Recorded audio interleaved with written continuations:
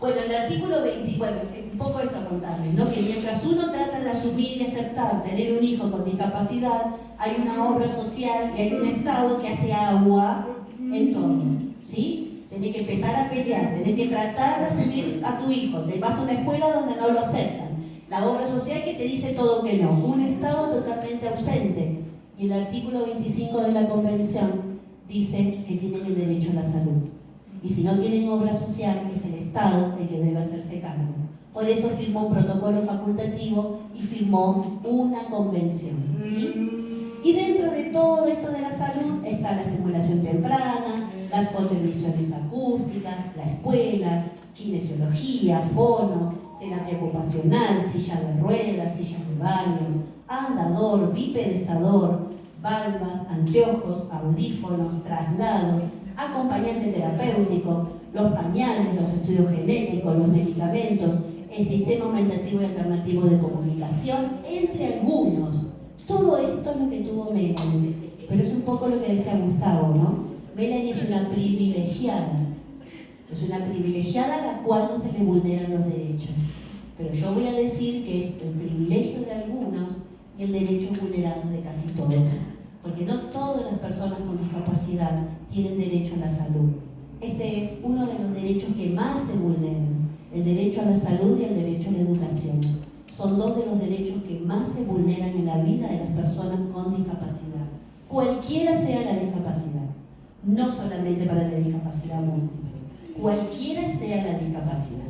Y repito, si no hay una obra social, el Estado debe hacerse cargo, ¿sí? Nadie tiene preguntas, estoy siendo como muy clara, parece, ¿no? Sí. ¿Vengo muy bien? Aparte me dijeron que sí, sin orden, ¿no? No, sin orden, sin orden. Vos dijiste, dígame, está bárbaro, porque haciendo acaso acá que está claro, está bárbaro. Sí, para no perder la concentración. Bueno, Melanie cuando salió de estar internada, a los 3 meses de vida, empezó, antes se llamaba estimulación temprana, hoy se llama atención temprana. Así que la piba fue a la escuela desde que nació, ¿sí? Salió de la clínica y empezó en la escuela 505 de Merlo, que es de donde somos nosotros, estimulación temprana. Y yo llenaba de preguntas a la estimuladora y le preguntaba ¿por qué? ¿Cómo? ¿Cuánto? ¿Y hasta cuándo? Como si Melanie se curara de la discapacidad. Uno espera soluciones mágicas, ¿sí? Que un día se levante, que vea, escuche, camina y que te salude, ¿sí? Pero eso es cuando uno está en el proceso de aceptación y del duelo, uno espera soluciones mágicas. Y el trabajo de su estimuladora no consistía solamente en estimular a Melanie, sino además, como trabajo extra, contener a esta mamá desesperada. Yo era terrible. Le preguntaba por qué la sentás, por qué la parás, por qué llora, por qué se mueve el dedo, por qué le moviste el pie. Terrible era yo. ¿Y qué me decía la estimuladora? Me decía, mamá, esperamos afuera. Yo esperaba afuera un ratito. Cuando le escuchaba que lloraba o algo, abría la puerta, entraba y me sentaba. Y Marcela, que fue su estimuladora temprana, me decía, mamá, dijimos que esperamos afuera. Y yo le decía, ¿eso lo dijiste vos? Y me quedaba ahí sentada. Y ella, bueno, hoy somos amigas con Marcela, porque si no puedes con el enemigo únete. ¿O no? Así que hoy somos amigas y me decía que para ella, cada vez que iba a Melanie, era volver a recibirse. Porque te preguntaba tantas cosas yo, tanto, que era dar una lección cada vez que entraba a Melanie. Bueno, les decía que Melanie lloró durante un año, Melanie seguía llorando, y la estimuladora la acercaba al mundo mediante masajes, cepillos, saltos, bailes, rebotes, juguetes, cintas, pelotas, texturas, formas, sonidos, luces y vibraciones, hasta que un día dejó de llorar. Fue mágico el día que Melanie dejó de llorar. Logró que aceptara el juego, logró que otro la toque, logró que aceptara el mundo que la rodeaba. Esta caricia, esto, ya no era más un pinchazo. Esto pasó a ser una caricia, ¿sí? Un año tardó Melanie en entender ese mundo que ella conocía por el nuevo por conocer.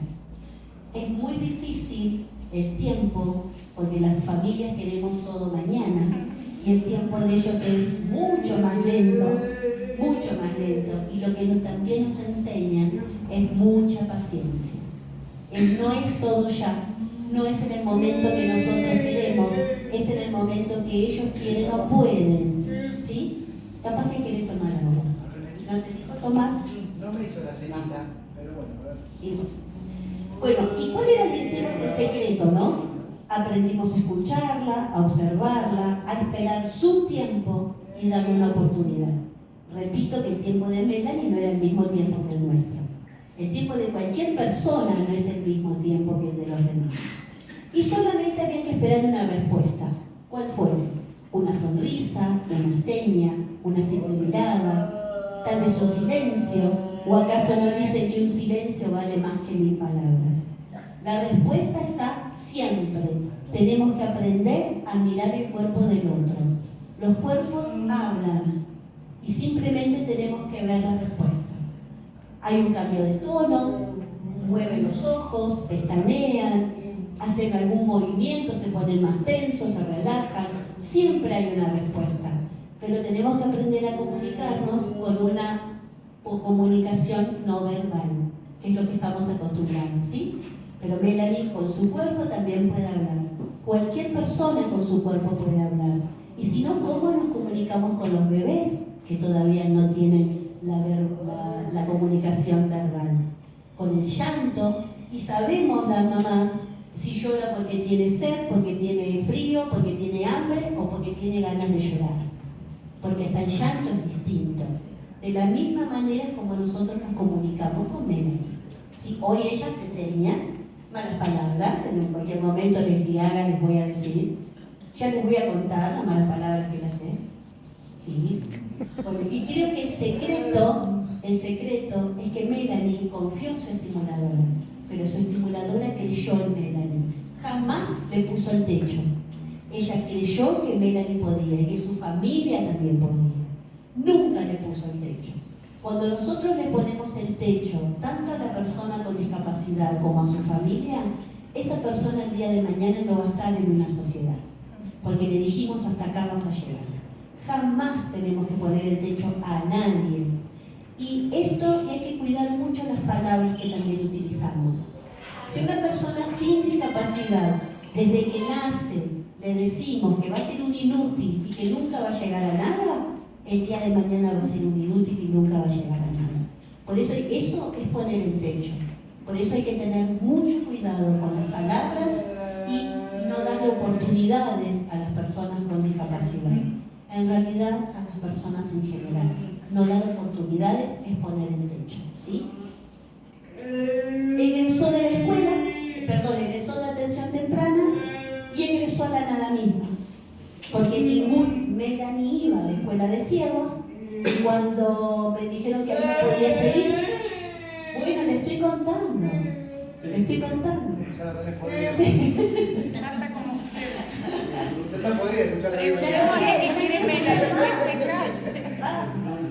Bueno, en la escuela de ciegos me dijeron que ahí no podía seguir porque era sorda, fuimos a la escuela de sordos, acá no porque es motora, fuimos a la escuela de motores, acá no porque es ciega. No había ninguna escuela que aceptara a Melanie. Entonces fuimos a hablar con la inspectora. Y la inspectora me dijo que vaya un día a la escuela de ciegos, un día a la escuela de sordos y un día a la escuela de motores. Yo digo, a ver, ¿vos te pensás? Y sí, una locura. Digo, pero vos te pensás que mi hija es una pelota que va a andar un día en cada escuela, es una locura eso.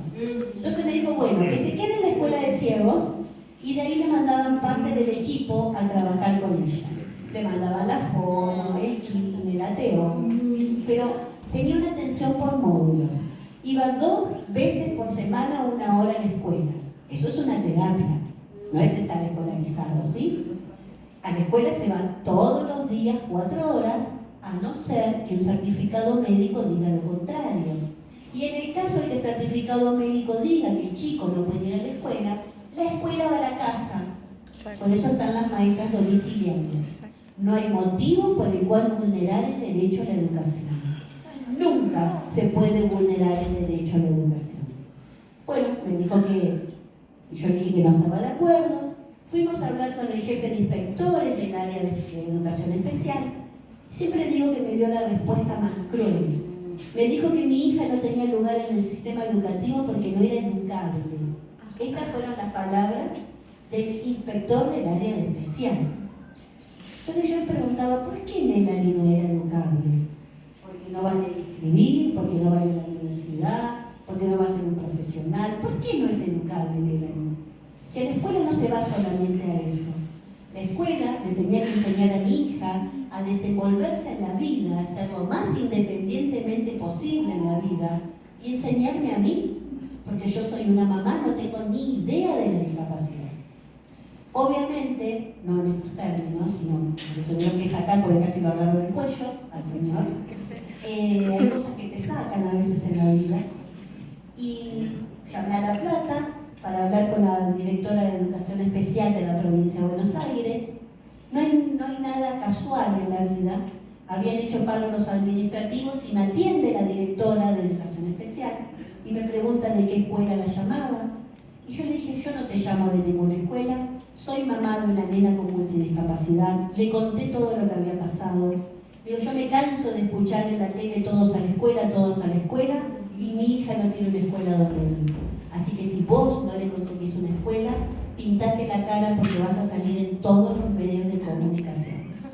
No quiso salir en la tele la señora, y a partir de ese momento se creó el Servicio de Discapacidad Múltiple en Moreno, que es una localidad pegada a Merlo, donde tenían el servicio, la Escuela 505, de atención para personas con multidiscapacidad. Y de ahí recién empezaron a tener un lugar en el sistema educativo las personas con discapacidad múltiple. Para esto Melanie ya tenía 6 años, ¿no? Más o menos. 6 años era la edad que tuvo cuando recién pudo ingresar a un sistema educativo. Pero vulnerar el derecho a la educación es algo terrible.